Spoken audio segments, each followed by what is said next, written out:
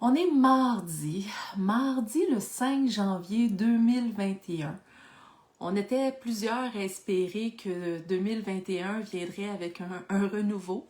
Malheureusement, en fait, pour ceux qui n'ont pas écouté les nouvelles encore, regardez-les pas tout de suite. C'est pas le temps de regarder les nouvelles. J'ai hésité à faire ce vidéo en direct-là aujourd'hui. En fait, c'est une vidéo que je planifiais déjà là, depuis avant les vacances, pour le retour, en fait, là, du temps des fêtes. J'ai hésité à le faire, mais je me suis dit non, je le fais quand même, parce que la réalité... Bonjour Jocelyne, qui me dit bonjour en même temps. Je te salue. J'ai hésité à le faire, mais je voulais absolument le faire parce que la vie continue. Hein, la vie continue, le parcours, on doit continuer d'avancer. Bonjour Marie-Josée, allô!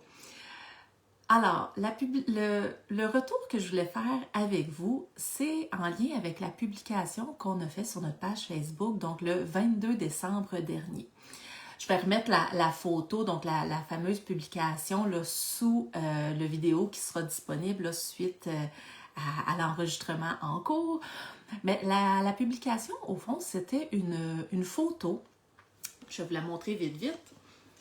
C'est sûr que d'un écran à un autre, c'est pas l'idéal. Mais tout de même. Donc, vous irez voir la publication, puis je la mettrai par la suite, où je vous demandais tout simplement, qu'est-ce que vous voyez sur cette photo-là?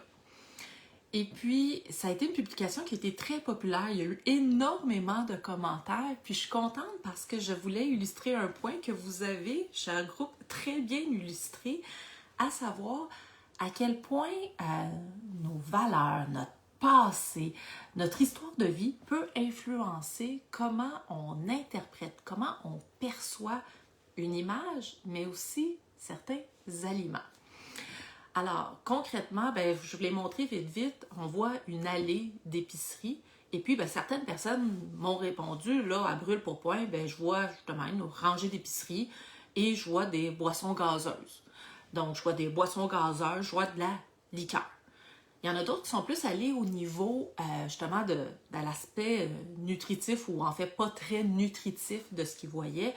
Et on a mis, sucre, boisson qui pétille, donc les bulles, l'aspect pétillant.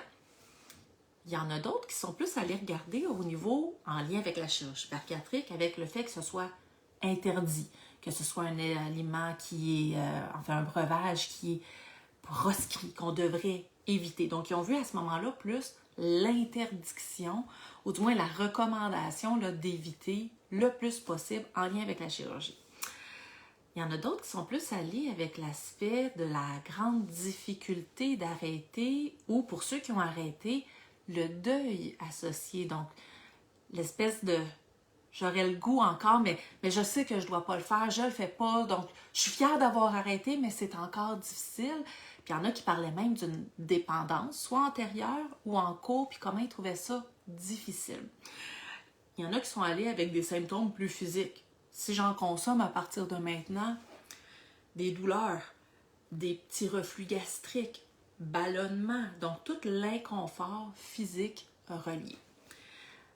Il y en a qui sont plus allés dans la rangée physique d'épicerie. C'est une rangée à éviter. C'est un endroit où je ne veux plus aller. On parlait d'environnement alimentaire là, dans leurs yeux quand ils ont vu l'image. C'est une rangée qui est inutile pour moi maintenant. Donc, les boissons pétillantes, j'évite tout simplement cette rangée-là.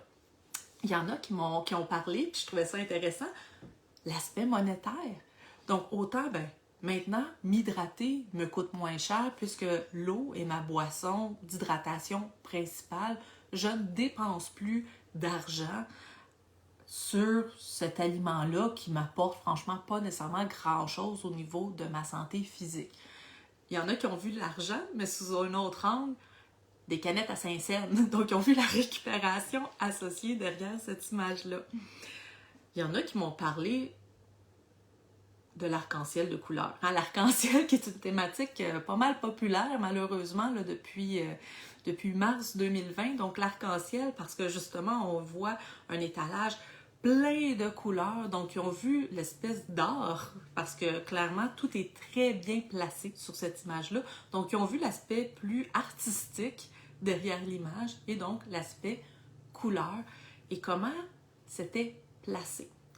Et puis là, plusieurs nous ont révélé, un peu à la blague, mais un petit peu ce qu'on appelle un TOC, un trouble obsessif-compulsif, sur à quel point tout était placé là, à la perfection, tout est droit, puis comment c'était satisfaisant pour quelqu'un qui a une tendance à vouloir, quand cet aspect sur le contrôle ici. Donc, quand tout est bien placé, et même que quelques-uns, en regardant l'image avec précision, ont vu tout est pas mal bien placé, mais les étiquettes jaunes sont pas toutes enlignées, puis ça les achalait.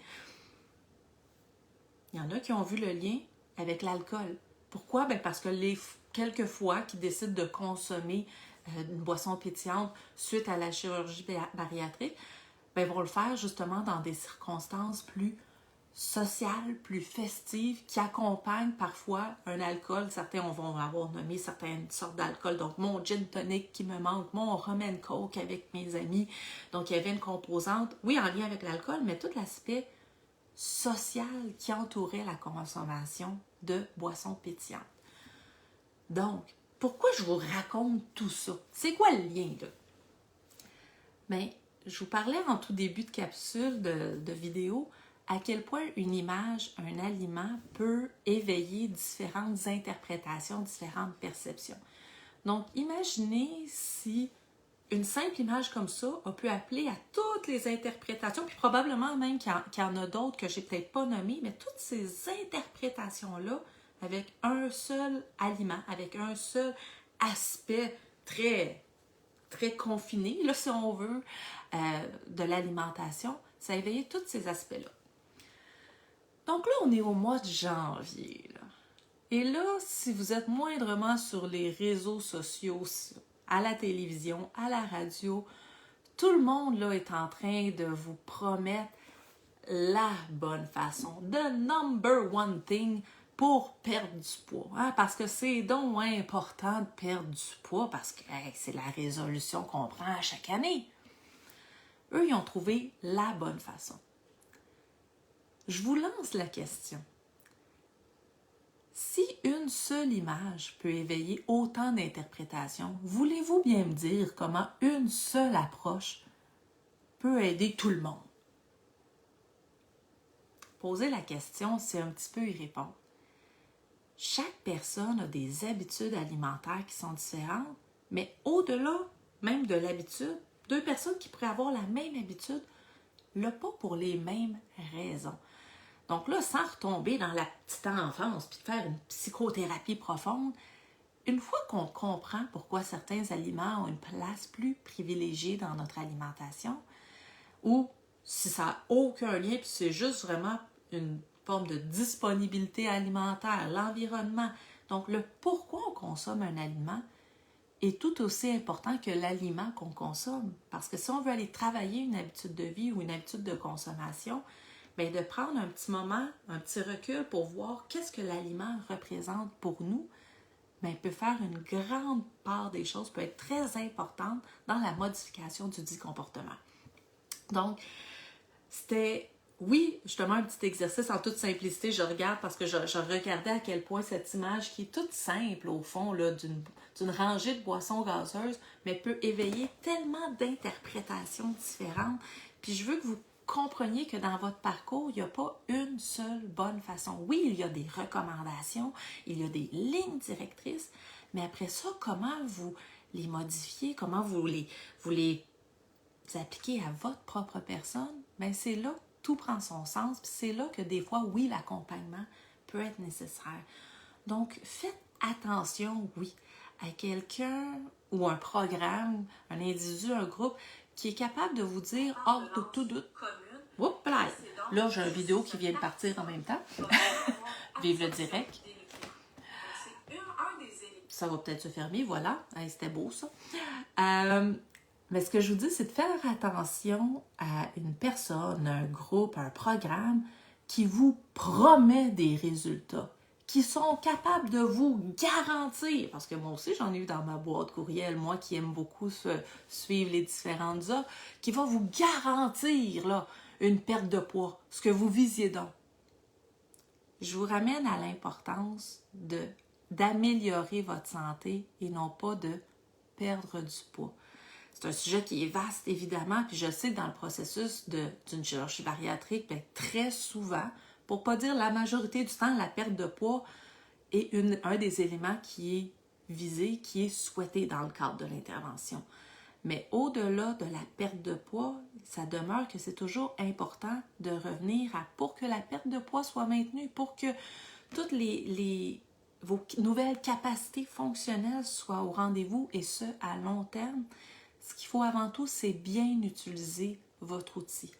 Donc, en ce mois de janvier, si vous êtes tenté de faire une nouvelle diète à la mode ou une bonne vieille recette que vous avez faite, recette étant là, une recette de perte de poids, là, un plan alimentaire, un régime, juste pour se starter, là, comme il y en a plusieurs qui vont dire, là, juste pour repartir, que diriez-vous à la place de retourner à la base de l'utilisation de votre outil qui est en place, que ce soit votre gastrectomie verticale, votre bypass, donc votre roue en grès, votre SADI, votre anneau si vous avez un anneau gastrique, oui, de revenir à la base, plutôt que de vous relancer dans quelque chose qui est fort probablement pas adapté à votre réalité d'opérer. Je me permets quand même, en fin de vidéo comme ça, je sais qu'il y en a plusieurs qui sont sur la liste d'attente présentement.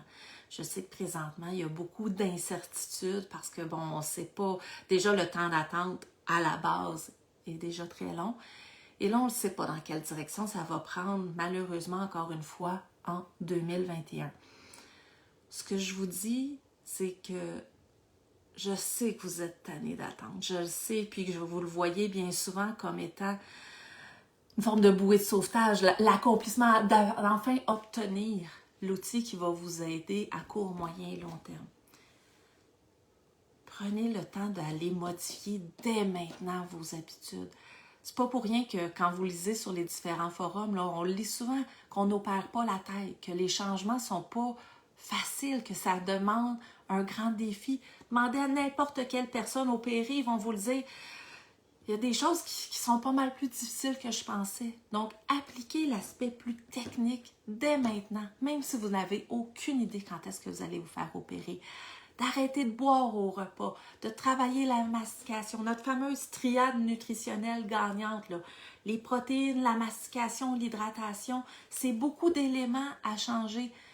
L'acceptation du corps, donc au niveau du body neutrality, comment les changements vont être appliqués. Pourquoi vous voulez vous faire opérer au-delà de la perte de poids? C'est un temps de préparation. Oui, on aurait aimé qu'il ne soit pas rajouté au temps d'attente déjà en place. Mais la situation, elle est comme elle est. On peut simplement, malheureusement, l'accepter et aller de l'avant.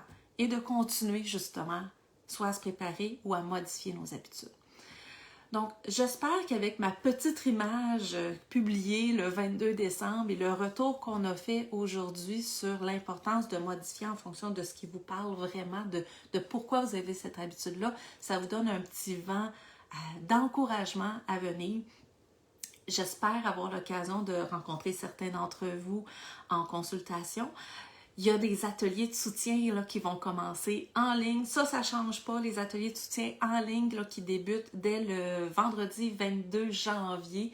Donc, avec les différentes thématiques là, qui s'en viennent et nos formations en ligne qui sont toujours disponibles si vous en ressentez le besoin, que ce soit autant en préparation ou si vous avez déjà été opéré, comme je le mentionnais, puis que vous voulez revenir à la base. Diane qui nous partage que moi, ma phrase magique, est-ce que j'ai le contrôle sur cette situation? Donc, on n'a pas de contrôle sur cette situation-là actuelle. Et savez-vous quoi? On n'a pas de contrôle sur notre poids. On a un pouvoir d'action sur nos habitudes de vie. On a un pouvoir d'action sur nos choix. Choix alimentaires, certes, en tant que nutritionniste, mais choix aussi à savoir comment on va faire face à la situation actuelle. Donc, je vais proposer, donc évidemment, oui, les ateliers de soutien qui se veulent des groupes intimes. On va essayer aussi de vous offrir plus de la journée de ta fête. Marie-Josée qui nous dit c'est la journée de sa fête. On va essayer de vous offrir aussi là, différents petits échanges là, en direct. On va peut-être essayer là, de les planifier, histoire d'enlever un peu de pression dans la soupape, accompagner tous ceux là, qui vivent le tout un peu plus difficilement, parce que oui, c'est pas tout le monde qui réagit de la même façon. Au plaisir de se rejaser sous peu. Je vous souhaite malgré tout une excellente fin de journée. À la prochaine.